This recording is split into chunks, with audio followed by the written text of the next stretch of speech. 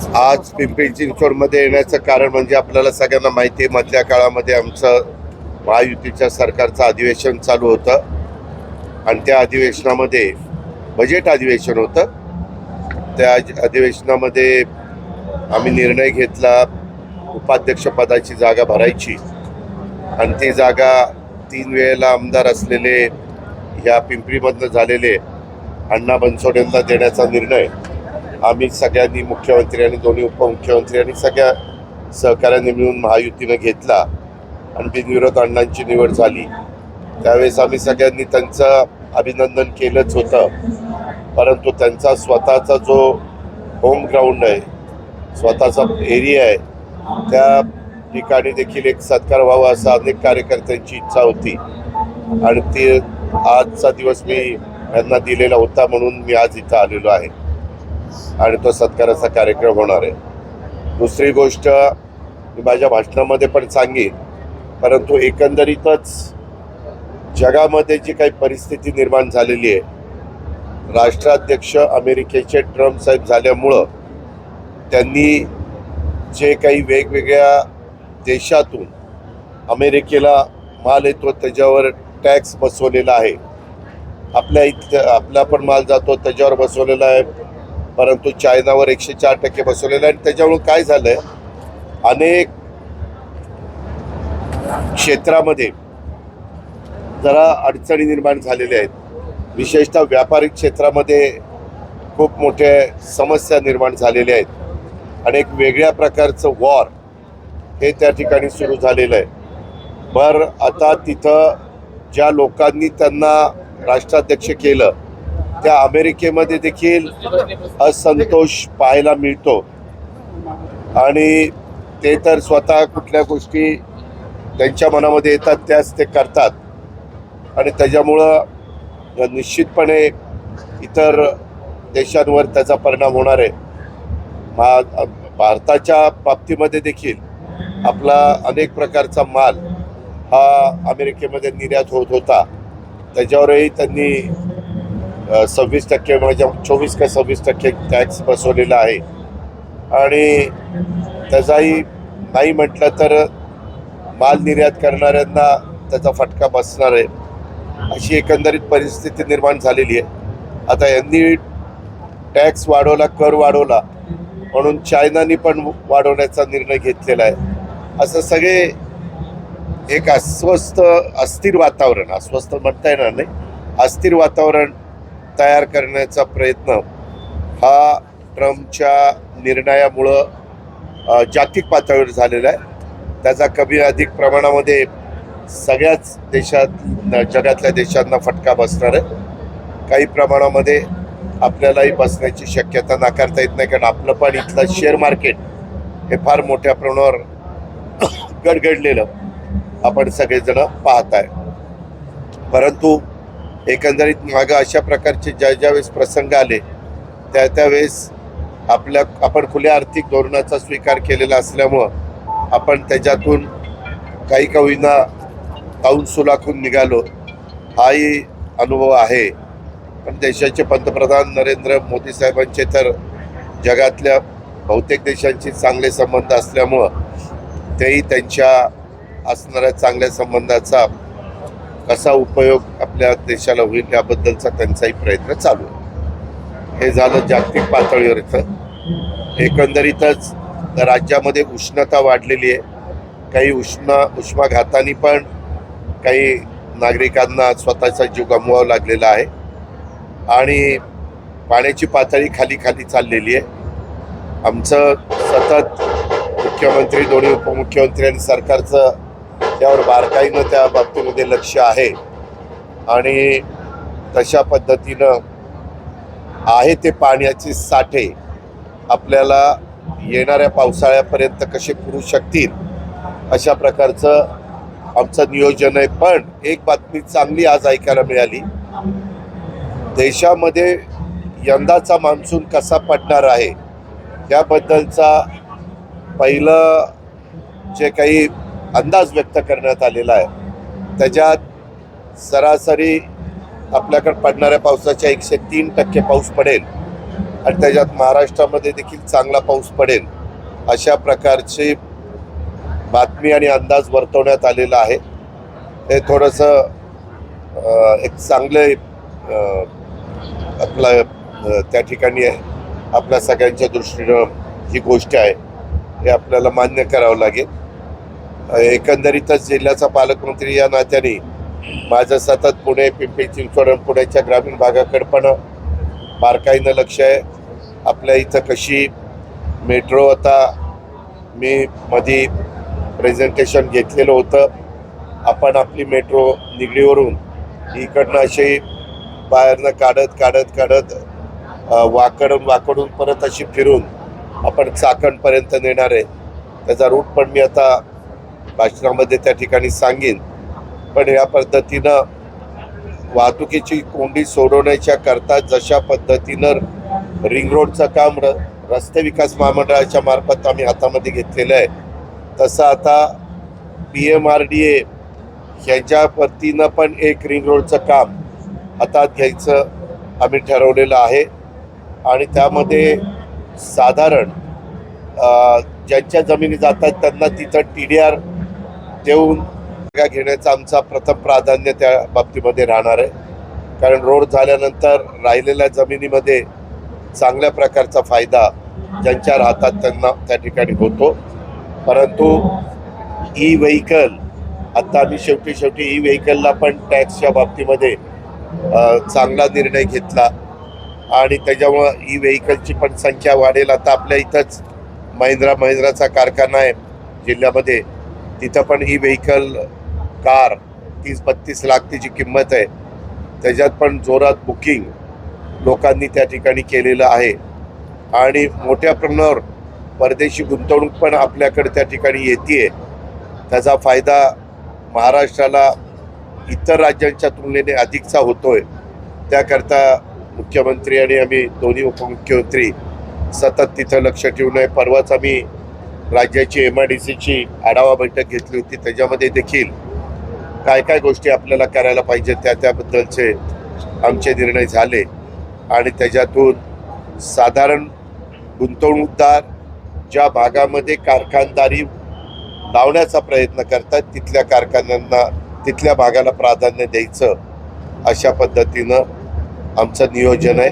आणि जिथं जो दुर्गम भाग आहे, जो मागासलेला भाग आहे, अशा ठिकाणी जर कारखाने गेले तर त्यांना अधिकच्या इन्सेंटिव्ह द्यायचे, जेणेकरून ते त्या भागामध्ये जाण्याच्या करता तयार होतील. अशा या सगळ्या गोष्टी आहेत. आपल्याकडे एकंदरीत काही वर्षांनी पिंपरी चिंचवडची लोकसंख्या ही फार मोठ्या प्रमाणावर वाढत असताना दिसते आणि पुढं कदाचित 2029ला मतदारसंघाची फेररचना झाली तर आपल्याकडं 5, आत्ता 3 आहेत, परंतु 5 विधानसभा मतदारसंघ निश्चितपणे होतील किंवा एखादा अर्धा अजून 5.5 पण व्हायची शक्यता नाकारता येत नाही. एवढं मोठ्या प्रमाणावर आपल्या आजूबाजूच्या तालुक्यातनं, आजूबाजूच्या जिल्ह्यातनं आणि राज्याच्या वेगवेगळ्या भागातून आणि देशाच्या पण काही भागातून आपल्याकडं कामधंद्याच्या निमित्तानं, नोकरीच्या निमित्तानं, व्यवसायाच्या निमित्तानं लोक त्या ठिकाणी येत आहेत. इंडस्ट्रीच्या बाबतीमध्ये पण काही नवीन धोरण आम्ही त्या बाबतीमध्ये आणतोय, जेणेकरून आपल्यातले हार्ट ऑफ द सिटीमध्ये असणारी इंडस्ट्री यांचे बरेचसे कारखाने बाहेर गेले तर तिथं कुठल्या गोष्टीला परवानगी दिल्यानंतर रोजगार पण निर्माण होईल आणि त्यांची ती जमीन ही चांगल्या कामाकरता उपयोगी पडेल. अशाही प्रकारे आम्ही चर्चा केलेली आहे. ते धोरण एकदा जाहीर झाल्यानंतर त्या धोरणामध्ये आपल्याला त्याबद्दलचा सगळ्या गोष्टी पाहायला मिळतील. भाडे कापले जाणार असं सांगितलं जातं आणि महापालिकेच्या संदर्भामध्ये स्पष्टीकरण देत नाहीये. नागरिक त्या संदर्भात आंदोलन करतात. आंदोलन करतायत, अजून झाडं कापायला सुरुवात झाली.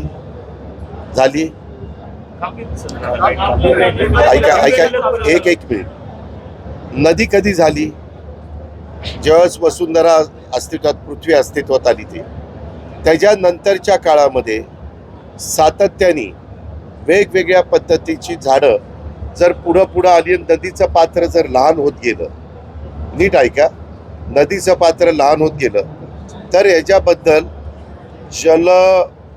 जे जलतज्ञ असतात, जलसंपदा विभाग असतो, पर्यावरण विभाग असतो, वेगवेगळे NGOज असतात, सगळ्या काही गोष्टी आपण आपल्या सोयीप्रमाणे काही ठिकाणी बंधारे टाकले गेले. आता त्या बंधाऱ्याचा काही उपयोग नाही, त्याच्यातनं पण अडथळा निर्माण झाला. काही वेळेस पाणी जाऊन बऱ्याच गोष्टी घडून बेटं पण तयार होतात, म्हणजे त्यावेळेस पाण्याचा प्रवाह बदलला जातो बेट झालं तर.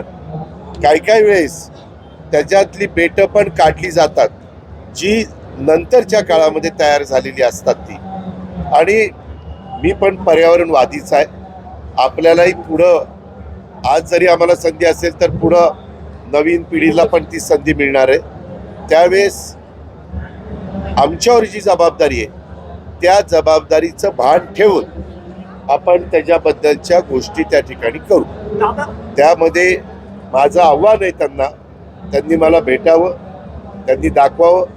मी कमिशनरला पण बोलीन, त्याच्या संदर्भामध्ये जलसंपदाला पण विचारीन, कारण आपल्या इथं ब्लू लाईन आणि रेड लाईनचाही प्रश्न त्याच्यातनं निर्माण झालेला आहे.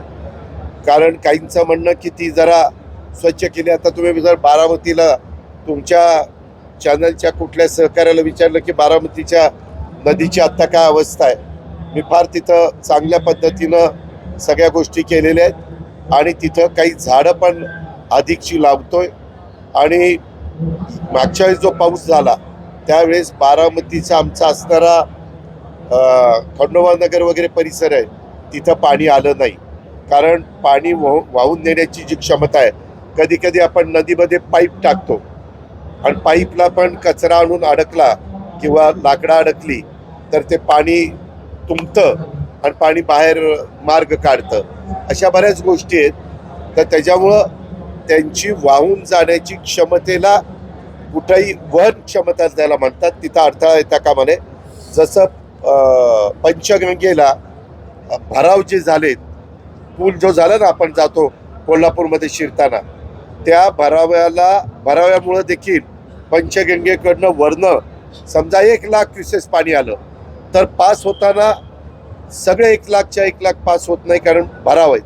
तिथं ते कॉलम पाहिजे होते. आलेलं पाणी सगळं पास झालं असतं तर त्याच्याबद्दल गडकरी साहेबांनी पण लक्ष घातलेलं आहे, त्यांनी पण काही सूचना दिलेल्या आहेत. अशा पद्धतीनं आता आषाढी वारीचा कार्यक्रम जाहीर झाला आहे. इंद्रायणीचं प्रदूषण देखील या निमित्तानं पुन्हा एकदा चर्चेत आलं आहे. 4 महिन्यापूर्वी आपणही सांगितलं होतं, मुख्यमंत्र्यांनी सांगितलं होतं की नमामि इंद्रायणी जो प्रकल्प आहे तो राबवला जाईल. या संदर्भामध्ये बरोबर आहे. हा विषय देखील मुख्यमंत्र्यांच्या मीटिंगमध्ये आत्ता आम्ही वेगवेगळ्या डिपार्टमेंटच्या मीटिंग घेतो तिथं निघाला होता. इंद्रायणीचा विषय निघाला होता. तुम्ही पत्रकार मित्रांनी जे फेसाळलेलं पाणी वगैरे, आणि तिथं आमचे वारकरी आहेत, बाकीचे सगळे सहकारी आहेत, नागरिक राहतात आणि तिथं त्याचे फार त्रास होतोय. आणि त्याच्यामुळं तिथं पण किती STP प्लांट बसवले पाहिजेत. जे ड्रेनेजचं पाणी ज्या गावांचं सोडलं जातं तिथं, आणि जे खाजगी इंडस्ट्रीवाले आहेत त्यांना पण प्रदूषण बोर्डाला सांगितलेलं आहे की तुम्ही 0 डिस्चार्ज त्यांचा होत असेल तरच त्यांना परवानग्या द्या, नाहीतर त्यांना थांबवा.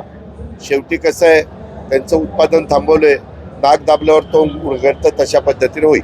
ठीक आहे, थँक्यू.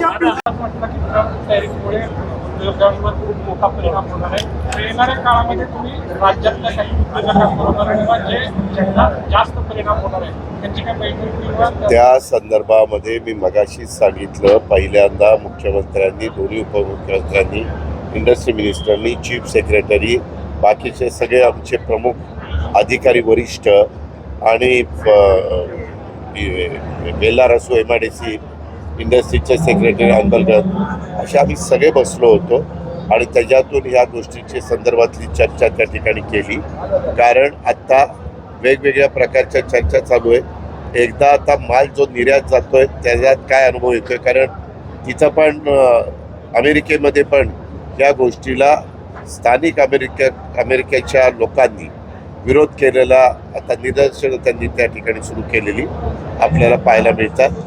परंतु नेहमी अशा प्रकारचा काही प्रसंग आल्यानंतर राज्य सरकारला पण सकारात्मक भूमिका घ्यावी लागते. राज्य सरकार निश्चितपणे घेईल.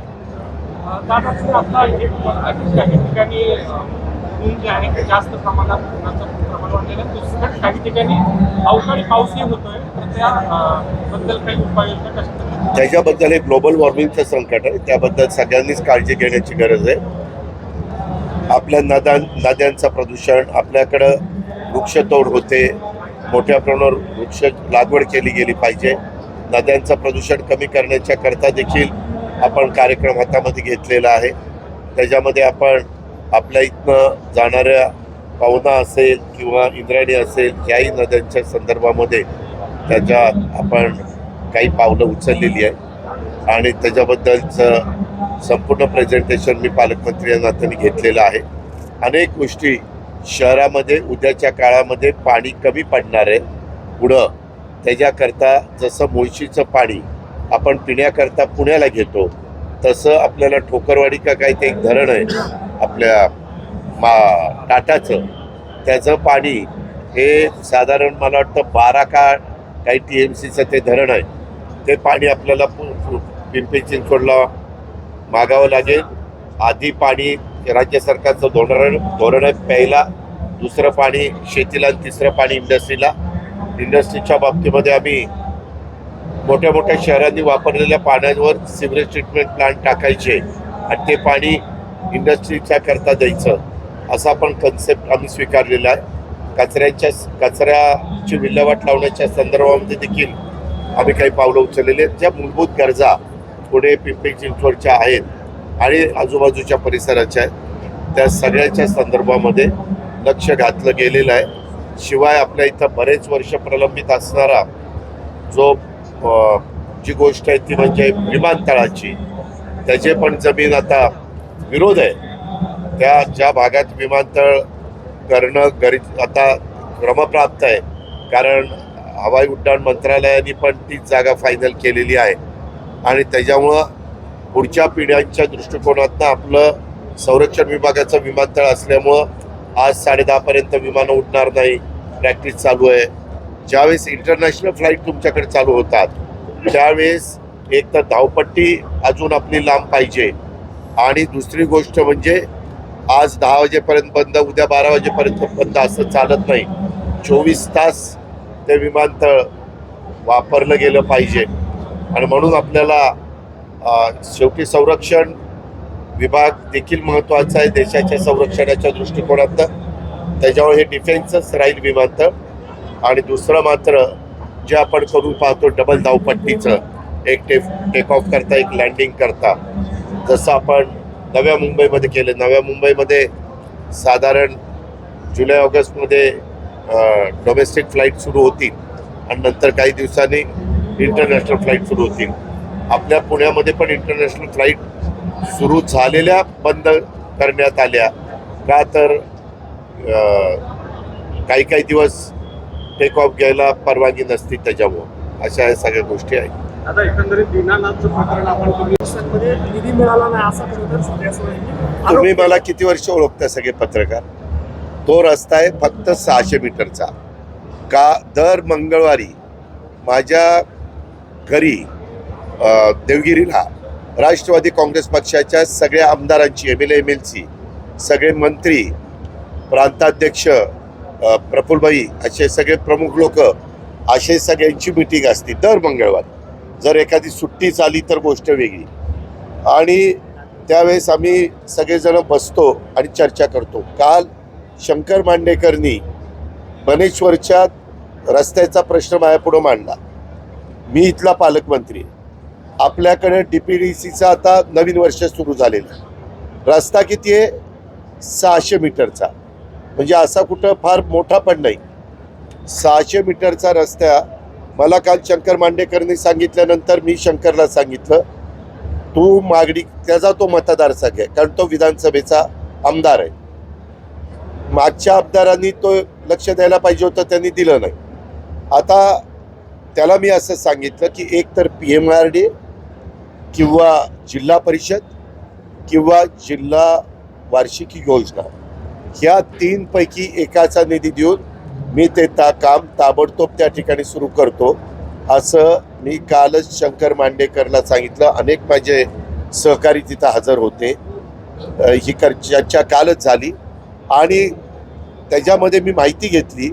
झालंय काय, रस्ता हे जिल्हा परिषदेचा करू पाहतंय PMRD. जर PMRDला करायचं असेल तर ते त्याच्याकडे हँडओव्हर करावं लागेल. अशा काही गोष्टी आहेत. तर मी कालच सांगितलेलं असल्यामुळं त्याच्यातनं मार्ग काढून ते मी TV ला बातमी बघितली की 2 तारखेला काम सुरू करणार आहेत. 2 तारखेला कशाला, मी ताबडतोबच काम सुरू करतो. त्याच्या संदर्भात माझ्या सूचना ऑलरेडी गेलेल्या आहेत आणि शंकर मांडेकर तिथल्या आमदारांनी आग्रही मागणी केलेली आहे. आमच्या राष्ट्रवादीच्या कार्यकर्त्यांची पण आग्रही मागणी. त्याच्यामुळे मी तो रस्ता करणार. खासदार उपोषण करून त्याच्यामध्ये स्टंट करताना पाहिलं जातं. No comments. त्याच्या संदर्भात मी पण आज 35 वर्ष काम करतो. तुम्ही पण मला बघितलेलं आहे. 600 मीटरच्या रस्त्याकरता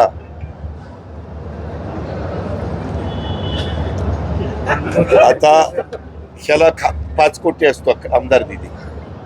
खासदारांना पण 5 कोटी खासदार निधी असतो. म्हणजे जर करायचं म्हटलं तर कशात नाही करता येऊ शकतो.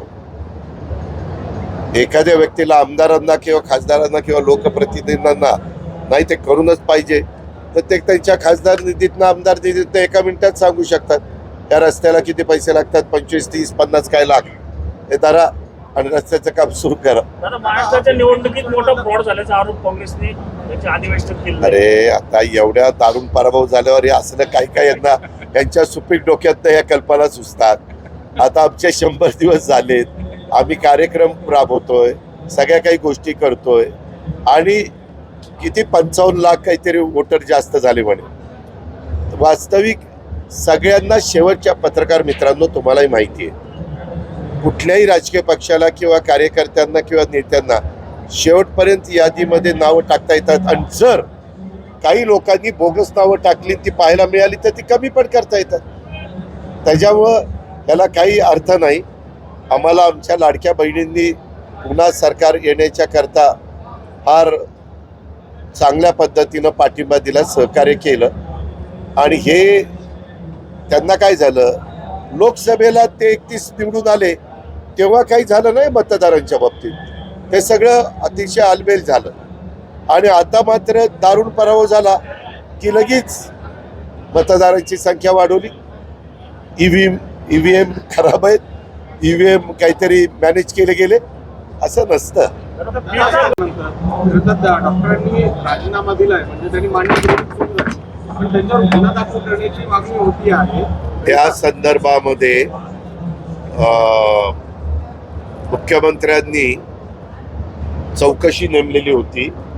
मला माहिती अशी मिळाली की ती चौकशी पूर्ण होऊन अहवाल सादर झालाय का व्हायचा आहे.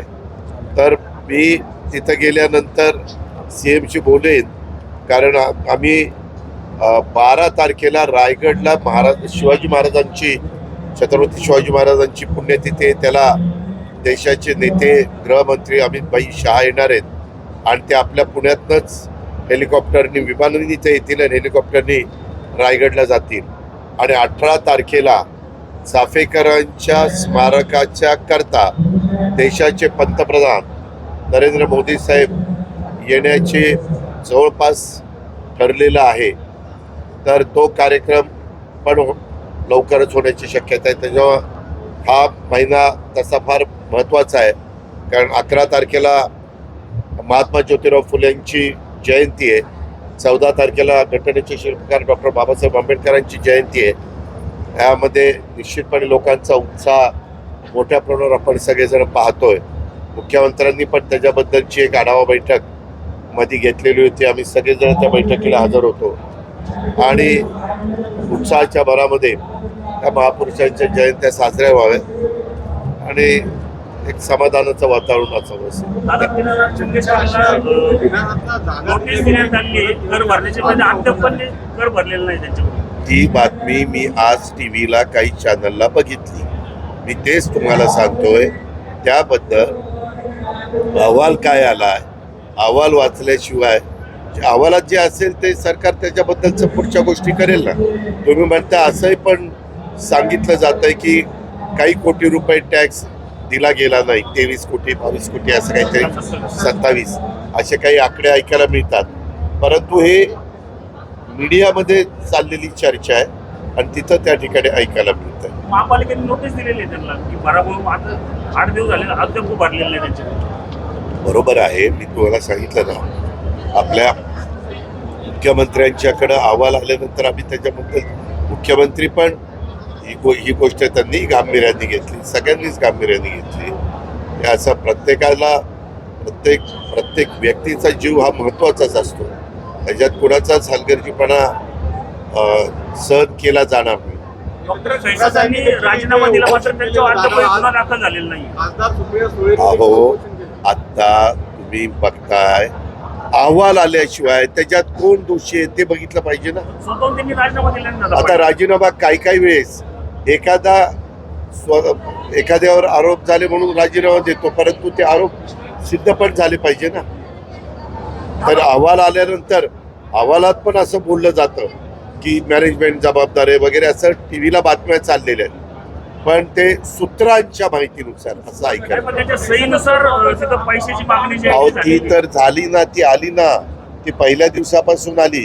त्याच्यामध्ये ह्याला तर सगळं बारकाईनं माहिती आहे आमदार साहेबांना, कारण त्याच्या जवळच्या व्यक्तीच्या बाबतीमध्येच ते घडलेलं आहे. हे तर त्रिवार सत्य आहे.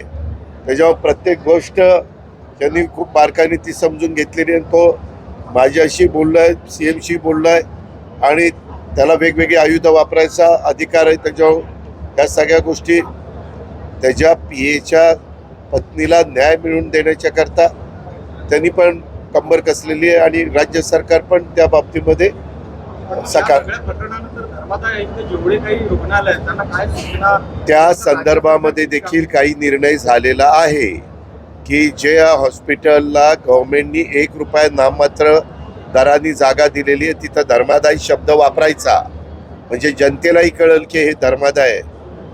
अशा पद्धतीनं वेगवेगळ्या गोष्टी पुढे येत आहेत. त्याचा योग्य पद्धतीचा निर्णय सरकार म्हणून आम्ही घेऊ. खासदार सुप्रिया सुळेंना समोर आली आहे, आजच आली आहे. त्याच्या संदर्भामध्ये त्यांना मोठ्या प्रमाणावर संरक्षण देण्यात आलेलं आहे. त्याच्याबद्दलचा तपास केला जाईल. तक्रार आली ही गोष्ट खरी. तसं मी पुन्हा एकदा आरोप केलाय की हाताने हे सगळं करायला नाही, चौकशी होईल ना. आरोप कुणी प्रत्येक जणाला अधिकार आहे. लोकशाही आणि संविधानाने घटनेने दिलेला आहे. कधी आरोपात तथ्य असतं, कधी सत्य पण असतं, पण चौकशी त्या ठिकाणी केली. का दर मंगळवारी माझ्या घरी देवगिरीला राष्ट्रवादी काँग्रेस पक्षाच्या सगळ्या आमदारांची, MLA MLC सगळे मंत्री, प्रांताध्यक्ष प्रफुल्लभाई असे सगळे प्रमुख लोक असे सगळ्यांची मीटिंग असते दर मंगळवारी. जर एखादी सुट्टी झाली तर गोष्ट वेगळी. आणि त्यावेळेस आम्ही सगळेजण बसतो आणि चर्चा करतो. काल शंकर मांडेकरनी मनेश्वरच्या रस्त्याचा प्रश्न माझ्यापुढं मांडला. मी इथला पालकमंत्री. आपल्याकडे DPDCचा आता नवीन वर्ष सुरू झालेलं आहे. रस्ता किती आहे? 600 मीटरचा, म्हणजे असा कुठं फार मोठा पण नाही. 600 मीटरचा रस्ता मला काल शंकर मांडेकरनी सांगितल्यानंतर मी शंकरला सांगितलं, तू मागणी, त्याचा तो मतदारसंघ आहे कारण तो विधानसभेचा आमदार आहे. मागच्या आमदारांनी तो लक्ष द्यायला पाहिजे होतं, त्यांनी दिलं नाही. आता त्याला मी असं सांगितलं की एक तर PMRD किंवा जिल्हा परिषद किंवा जिल्हा वार्षिक योजना, ह्या 3 पैकी एकाचा निधी देऊन मी ते काम ताबडतोब त्या ठिकाणी सुरू करतो, असं मी कालच शंकर मांडेकरला सांगितलं. अनेक माझे सहकारी तिथं हजर होते. ही चर्चा कालच झाली आणि त्याच्यामध्ये मी माहिती घेतली. झालंय काय, रस्ता हे जिल्हा परिषदेचा करू पाहतंय PMRD. जर PMRD ला करायचं असेल तर ते त्याच्याकडे हँडओव्हर करावं लागेल. अशा काही गोष्टी आहेत. तर मी कालच सांगितलेलं असल्यामुळं त्याच्यातनं मार्ग काढून ते मी TV ला बातमी बघितली की 2 तारखेला काम सुरू करणार आहे. 2 तारखेला कशाला? मी ताबडतोबच काम सुरू करतो. त्याच्या संदर्भात माझ्या सूचना ऑलरेडी गेलेल्या आहेत आणि शंकर मांडेकर तिथल्या आमदारांनी आग्रही मागणी केलेली. आमच्या राष्ट्रवादीच्या कार्यकर्त्यांची पण आग्रही मागणी. त्याच्यामुळे मी तो रस्ता करणार. खासदार उपोषण करून त्याच्यामध्ये स्टंट करताना पाहिलं. No comments. त्याच्या संदर्भात मी पण आज 35 वर्ष काम करतो. तुम्ही पण मला बघितलेलं आहे. 600 मीटरच्या रस्त्याकरता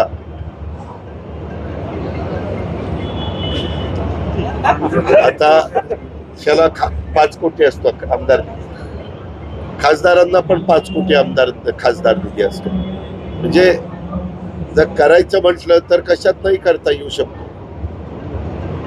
एखाद्या व्यक्तीला आमदारांना किंवा खासदारांना किंवा लोकप्रतिनिधींना नाही ते करूनच पाहिजे तर ते त्यांच्या खासदार निधीतनं आमदार निधीतनं एका मिनिटात सांगू शकतात त्या रस्त्याला किती पैसे लागतात. 25, 30, 50 काय लाख हे धरा आणि रस्त्याचं काम सुरू करा. दादा महाराष्ट्राच्या निवडणुकीत मोठा ABP माझा, उघडा डोळे बघा नीट.